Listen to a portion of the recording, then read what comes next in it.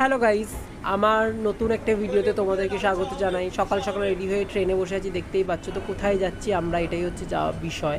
হ্যাঁ বন্ধুরা, আমরা চলে যাচ্ছি সবাই মিলে তাড়াতাড়ি করে। এই যে মমতাদির জল খাচ্ছে, মমতাদির বর খাবার খাচ্ছে। সকালবেলা বাড়ি থেকে কিছু না খেয়ে বেরিয়েছি।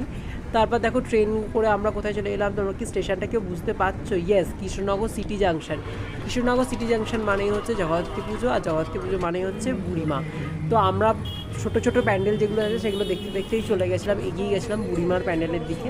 এবং খুব ভোরবেলা বেরিয়েছিলাম, তাই বাড়ির কোনো ভিডিও আমি ব্লগ কিছুই নিতে পারিনি। ট্রেন থেকে করেছে, আর হেঁটে যাচ্ছি আমরা, মমতাদির বর।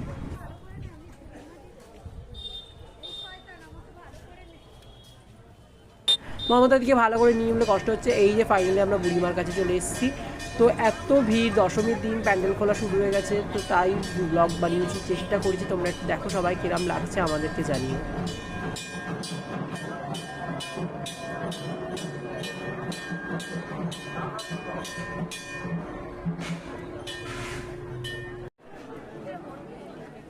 মাকে দর্শন করে মন ভরে গেছে, মন ভরে গেছে। আমি ভাবতেই পারিনি এত এরমভাবে আমি মাকে দেখতে পাবো। আর সেটা দুদিনের প্ল্যানিংয়ে হঠাৎ করেই ঠিক হয়ে যায়। তো তার জন্য রমিতা আমাদের একটা বন্ধু যায়নি, খুব মিস করছি ওকে।